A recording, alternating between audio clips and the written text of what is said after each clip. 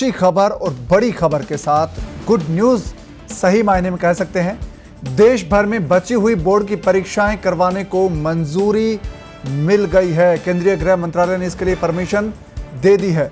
गृह मंत्रालय ने स्कूल खोलने की सशर्त मंजूरी दी है। बोर्ड क्लासों के परीक्षाओं के लिए स्कूल खुल सकेंगे और सोशल डिस्टेंसिंग का उपाय अपनाना होगा सभी स्कूलों को और इसी शर्त के साथ स्कूल खोलने की इजाज़त गृह मंत्रालय ने दी है।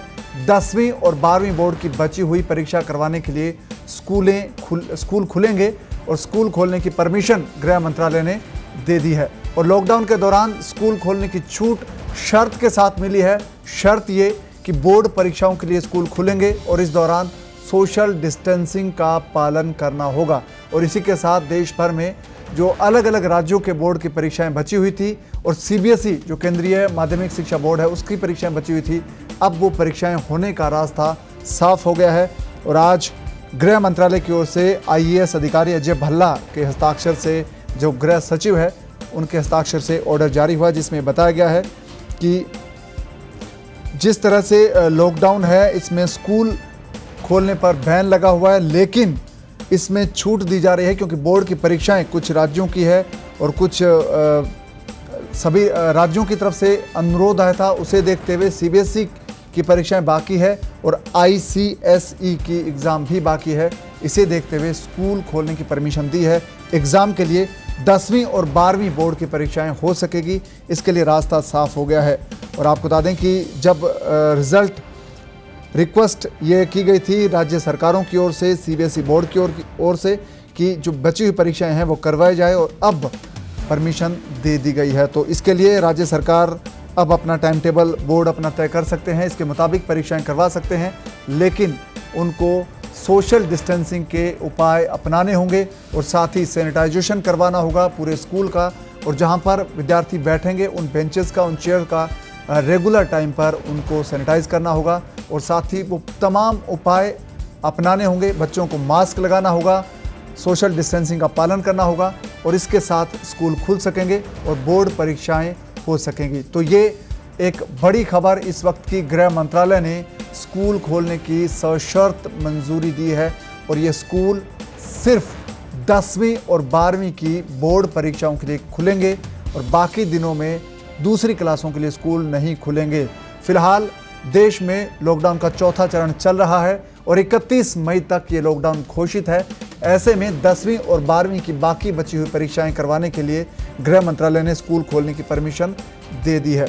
तो इससे एक संकेत ये मिलता है कि संभवतः जुलाई में स्कूल खुल सकते हैं, क्योंकि जिस तरह से अब एग्ज़ाम करवाने के लिए परमिशन दी गई है, इससे इस बात को भी जज किया जाएगा कि स्कूल कितना पालन करवा पाते हैं सोशल डिस्टेंसिंग का, मास्क लगाने की शर्त का और साथ ही सैनिटाइजेशन का।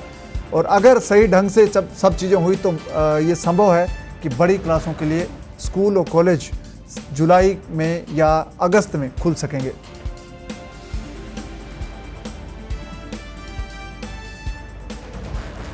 तो इस वक्त की बड़ी खबर यह है कि 10वीं और 12वीं की बोर्ड परीक्षाएं होंगी और इसके लिए जल्द ही टाइम टेबल जारी होगा सभी बोर्ड की ओर से।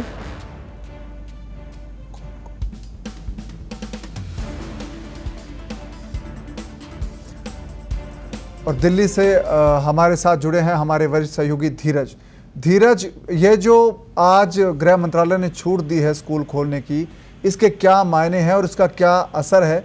किन शर्तों के साथ छूट मिली है? ये बड़ी संख्या में जो छात्रों को परीक्षाएं जो उनकी बची हुई थी, 29 की ये परीक्षाएं थी जो होनी है, तो उसको लेकर केंद्रीय गृह मंत्रालय ने कहा है कि वही जो कंटेनमेंट जोन है उसमें परीक्षा केंद्र नहीं होने चाहिए और साथ ही अध्यापक, छात्रों और स्टाफ को मास्क लगाना अनिवार्य होगा और केंद्रों पे थर्मल स्क्रीनिंग, सैनिटाइजर और सोशल डिस्टेंसिंग के तमाम उपाय करने होंगे। और राज्यों को कहा है कि जितनी भी संभव हो सके तो परीक्षा केंद्रों तक भी छात्रों को परिवहन की व्यवस्था भी करवानी चाहिए और स्पेशल बस चलाने के लिए भी गृह मंत्रालय ने जो जितने भी सभी मुख्य सचिवों को पत्र लिखा है उस बात का जिक्र किया गया है। साथ ही जो डिफरेंट अलग अलग बोर्डों की परीक्षाएं हैं, चाहे वो सीबीएसई या स्कूल के जो बोर्ड हैं, उनको भी अलग अलग टाइम करने का, अलग अलग शिफ्ट के हिसाब से परीक्षा करवाने के लिए कहा गया है, ताकि एक साथ बहुत सारे छात्र परीक्षा केंद्रों पे ना पहुंच पाए। तो तमाम इस तरह की ध्यान में रखते हुए ये फैसला लिया गया है।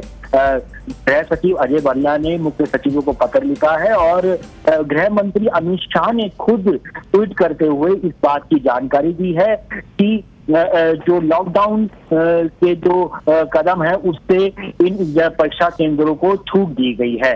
जी पवन जी।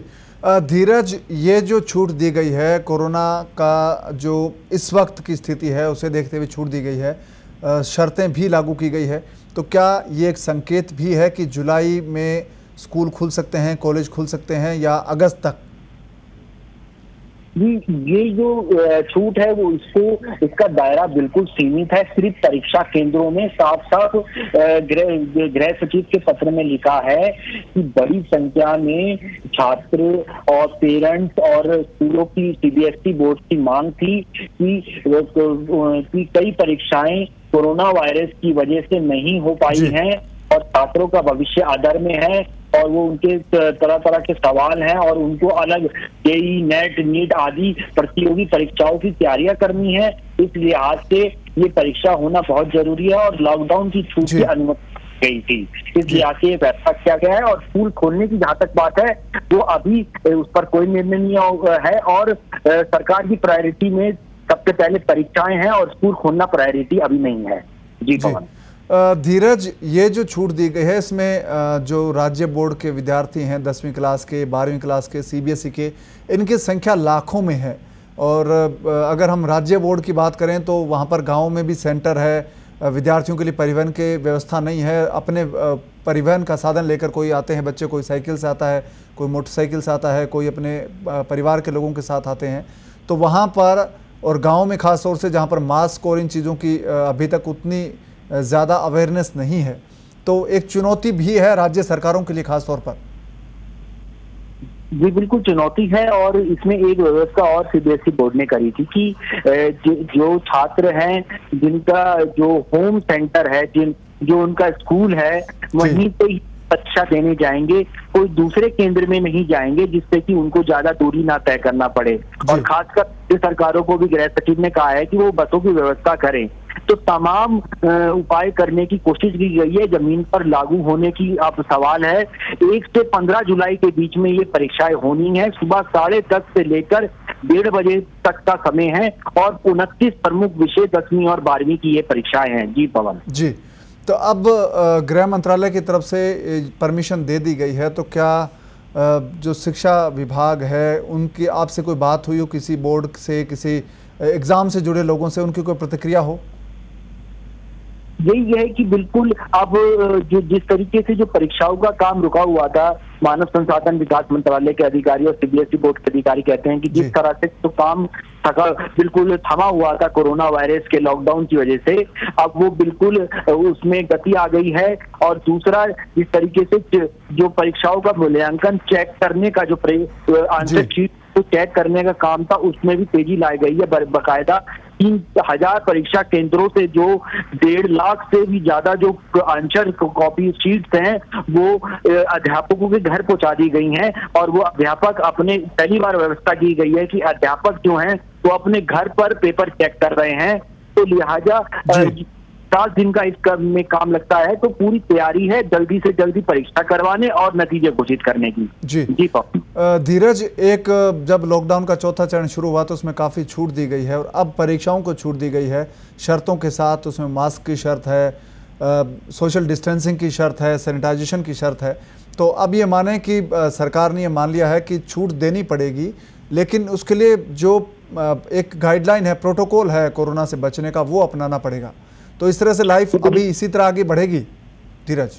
बिल्कुल, कोरोना के साथ जीने की बात हर मुख्यमंत्री कर रहे हैं और प्रधानमंत्री ने भी इसी तरह के संकेत दिए हैं। लिहाजा कार्यस्थल हो, स्कूल हो, कॉलेज हो, मार्केट हो या सार्वजनिक पब्लिक प्लेस हो, सब जगह की गाइडलाइन बकायदा दे दी गई है। परिवहन व्यवस्था गई है। दिल्ली में यहाँ ही कह सकते हैं कि जो राज्य की जो परिवहन की डीटीसी की बसें हैं उसमें सिर्फ 20 आदमियों को बैठने की व्यवस्था की गई है। थ्री व्हीलर सिर्फ एक आदमी को बिठाया जा सकता है, टू व्हीलर सब तरह की गाइडलाइन दी गई है। तो बाकायदा सरकार धीरे धीरे करके गाइडलाइन के साथ लॉकडाउन को पर में थूक दे रही है। और जिस तरीके से ये कोरोना को लेकर जब तक कोई वैक्सीन नहीं आती, जब तक ये सुरक्षा के उपाय करना बहुत जरूरी है, सोशल डिस्टेंसिंग बरकरार बहुत जरूरी है। तो सरकार ने एक तरह का इस परीक्षाओं को जो जिस तरीके से दी है, तो एक तरह से रोड मैप भी दिया है कि इसी तरह से आगे चलकर सरकार की यही रणनीति है। जी धन्यवाद धीरज इस तमाम जानकारी के लिए।